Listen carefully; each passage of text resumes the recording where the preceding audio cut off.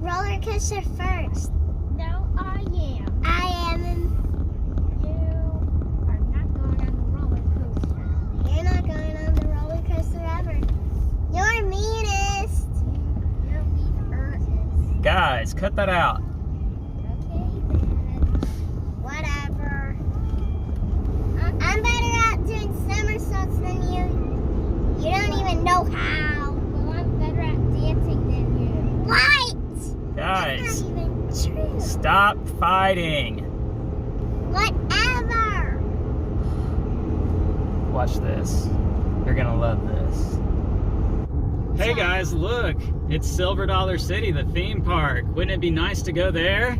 Yeah. Well, too bad we're not going. That's not fair. Yeah, that's not fair.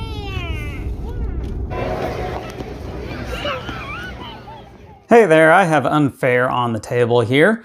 Unfair is a city building game in which you are trying to construct your own theme park. Sounds pretty cool. The way this game works is for every player you have in the game, you're going to have a deck of cards that come with different themes, such as robot or B-movie. And you're going to combine those decks together to create the different cards that you have in this game. Red cards are your park cards, and it's essentially what you're building into your theme park to construct different things. So for instance, attractions and thrill rides, upgrades that you can add to those attractions, and staff members that you can build into your park to give yourself extra bonuses and whatnot. There are also event cards that are going to happen where you can cause good things to happen for yourself and bad things to happen for other players, such as closing your own attractions so that you have marked down prices and you don't have to pay as much, or causing other players to have to demolish their own attractions and upgrades. So nasty stuff in this that you could do to other players. There are also event cards that are going to happen for everyone at the board. And so things like you can buy something from the market and immediately buy something else that's same price or less than, a 2-for-1 deal. Now these event cards are half good. The first half will be good, but halfway through the game it's going to switch over to an unfair deck that will cause bad things to happen, such as wear and tear, where you're going to have to pay coins or demolish cards in your park in order to keep them running. And there are also blueprint cards. So these blueprint cards are goals that you're trying to achieve throughout the course of the game that you are going to get lots of points for if you can fulfill everything that's on the top section of the card. If you don't fulfill it, you are going to lose 10 points. And if you do fulfill it, then you also have the option to be able to complete the bonus target, which gives additional points. So those are the different cards in the game. The way around will work. You're going to follow this little track right here, moving the marker down each step. The first one is that everyone will get one of these event cards, and then there will be an event that happens to everyone. And you just flip this over like so, and everyone reads it, and play continues. Now this also marks what round you are in the game, because when this deck runs out, the game is over. You move one more step, and then everyone can play their event cards one at a time if they so choose to, or they can pass. And then you go into your actions. You get 3 actions unless you have a special card that gives you a 4th action. But the different actions that you can take are that you can get yourself cards, and you do that by either taking a card that's in the market into your hand. You can draw 2 cards from any of, not this pile here, but a green event pile, the blueprint pile, or the park deck. You can draw 2 cards, discard 1, keep the other. Or from the park deck, you can discard any card in your hand and draw 5 from here, choose 1 to keep, discard the others. And then the second type of action you can do is you can build a card. And so when you build a card, you are going to be paying the cost that's listed here on the right side of the card. So for instance, 17 bucks. Now I really want to try to build attractions, because attractions are the things that give me guests into my park. And so I will get 3 guests in my park when I build this. Guests you can think of as dollars. And dollars are very important in this game because you need them to build things, but it's also what wins you the game. Now, my park has a capacity here of 5 total attractions. and 15 guests. So I can only build 5 attractions, and I keep track of that by putting my attractions on the right side of my park entrance here. And I want to make sure that I am trying to maximize my capacity and try to get as close to 15 as I can, because that's how many dollars I'll get each round. Now, on top of building attractions, I can also build upgrades. And upgrades, I do have to pay a cost. Sometimes they give me more guests, sometimes they don't. But the reason I want to do this is because I can tuck my upgrades underneath my attractions, and I try to match up this banner here on the top left. And I add icons to this banner that continues to grow up and up and up. And the reason I want these icons are because at the end of the game, however many icons I have on all of my attractions, I'm going to get points for. And as you can see, those points go way up. All the way to 310 points. Now, I don't know if that's realistically possible to get that many, but it's there, and so you can try for it. So you really want to try to get those icons on there. Now, some of these upgrades are only good for certain attractions, such as this one's only good for thrill rides, and so in order to build this, I would probably need to get something like this first. That is a thrill ride. Now, there are other kinds of cards I can try to build, such as staff members. I've mentioned that earlier. And these cards allow you to bend the rules a little bit. They also give you points at the end of the game that are just straight points, as well as giving you guests into your park sometimes. I can also demolish a card. So like, for instance, if I didn't want to keep this monorail in my attraction for some weird reason, I could demolish it, remove it, and that clears up a spot in my attraction, or in my park. And then the last thing that I can do is I can collect loose change, which means for every attraction that I have in my park, I'm going to gain $1, because all the customers, all the patrons that have visited that ride, the change has fallen out of their pockets on the ground, and I can collect that. And those are the different actions that I can do on my turns. And at the end of all of this, then we are going to go into guests, where I count all my stars, and that's the number of dollars I'll get. Now, certain event cards and city event cards are going to affect that, maybe double it, maximize it, or some negative things could happen where I'm not getting as much. So that number isn't always exactly what those stars are, but generally that is what it is. And then the last thing we're going to do is clean up, where we're going to refresh the market. We're going to get rid of any event cards that are still around, and so on and so forth. And then the round will reset and we'll begin again. And that's pretty much it. There are lots of other rules that I didn't go over, such as these showcase cards, which are super attractions that everyone starts off the game with, a pair of them, and you can only build one of them unless you have something special that lets you do both. And they're going to give you lots of special benefits and lots of stars and icons. So really cool things over here. But that's pretty much it. Whoever has the most points at the end of the game is the winner, and that is how you play Unfair. So here's Sam and I doing a 2-player playthrough of Unfair, and we're going to share our thoughts on this game. Sam, I'm going to start with you. What did you think about Unfair? It was an interesting game. I hadn't played anything with this type of theme before. You know, the building your own theme park was a fun, interesting theme. I did find it to be a little complicated for me, a little complex, I guess. Yeah, I'm going to jump in here and say I think that our first playthrough of this game, the box says that it's about a 20-minute per player time frame, I think.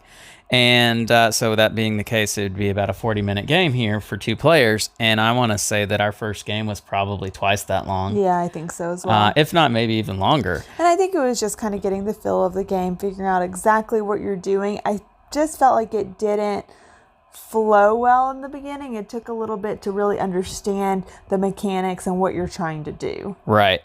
Now, that being said, I think, the second time we played it, we did understand it a little bit more, and it flowed better. But there is a learning curve with this game. There's so many cards in it, and I do think that that's something to be said for non-gamers, that when you're playing games where there's tons of cards and every card may do something a little bit different than the others. That's going to be something that it can increase that learning curve, make things more difficult. And you have to have a gamer who is willing to stop and help explain. I had to ask Lance, what exactly does this card do? What can I do with this card? So definitely one of those where you need to have a willing participant. Right. Now, let me just ask you, as is the case with any board game, it has to be enjoyable. It has to be fun. It has to draw you in, maybe even challenge the way you think in order to, draw the best out of you, to do your best. Did you feel like this was a game that did that for you? I don't know. I mean, I thought the theme was interesting. And once you got the blueprint card, I felt like you really had more of a goal. But it took a bit to get that blueprint card. Overall, it didn't really draw me in very much. Mm-hmm. Yeah, what did you think you were doing most of the time, I guess? I think that was my problem. I wasn't really sure what I was doing. I was drawing cards. I was looking at them thinking, okay, this may go with my park. I'm not really sure when I'll need this, if I'll need this. When you got the blueprint card, if it worked with the cards that you currently had down, you did kind of have more of a goal. Yeah. But before that, I was having a hard time figuring out what my plan was. Yeah. Yeah, and from a gamer perspective, I agree with that. I think, in the beginning of this game, as is the case with a lot of games that are kind of like this tableau city building type games, you don't really have an idea as far as, what your strategy is going to be, and that kind of formulates over the course of the game. But in this game, you don't get a whole lot of cards. I guess you could play into a strategy where you get a lot of cards, but you're just kind of at the mercy of whatever you draw a lot of times. And for gamers and non-gamers, that can make a game feel luck dependent. You luck of the draw. With this game, there are some fun elements as far as, thematically, I'm adding this roller coaster, and I can add a corkscrew into it, and so there's kind of this roller coaster tycoon for those of you who know the old video game. There is that feel to it, and that's cool. The mechanics, the card play, and the idea with this game, it just doesn't come through all the way for me in some ways. I really feel like if the blueprints were given out at the beginning with your starter cards, it would change it a little bit for me, just to have your plan and your goal from the very beginning, kind of know where to start looking from, and then maybe later on get more blueprint cards. But I feel like that would be one change that would make it a little bit more run a little bit more smoothly. Now I do want to jump in here real quick and say that there are ways to alter the way you play this game slightly. Cards that allow you to play a quicker game, or just change a certain rule or two here or there. And I do think that there are ways to kind of mitigate some of the things that we're talking about here. Start the game with a blueprint card. Start games with your showcase your big roller coaster already built into your park. That kind of jumpstart the game and get it going. That solves some of these issues, I think, that we're talking about. And so if I do play this game, I think I would always play it with those elements already, on the table. Yeah, each time we played, we kind of altered the game a little bit, and it did, depending on what we were doing, make the game a little bit more understandable or palatable. Yeah, exactly. Yeah. So it just kind of depends on how you're playing it. Right. But as it is, base game, straightforward rules, for me, unfair. It's okay. It's not a bad game. I don't know that it's one that I would, be quick to draw off the shelf, though. Yeah. I think from a non-gamer's perspective, I just think it's a little too complex and does not make your goal clear enough. Yeah. For a non-gamer to really get on board right away. Right. Now, that being said, I do think that there are some redeeming things about this game that you may like. As we've kind of talked about, the theme is cool.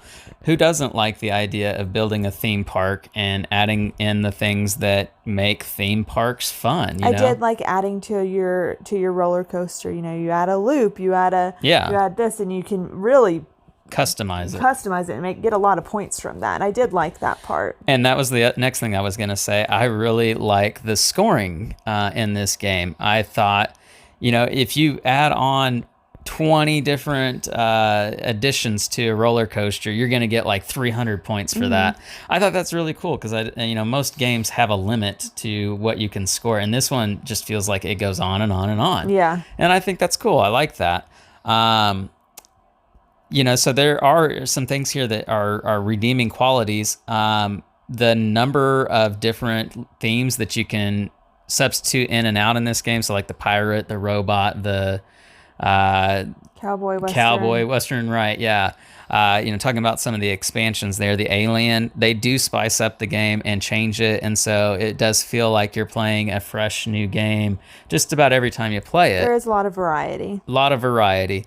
Now, that being said, that also does increase that learning curve each time you play it, which is another struggle with non-gamers. Yeah, I think the variety is great for gamers, and it is bad for non-gamers. Right, yeah.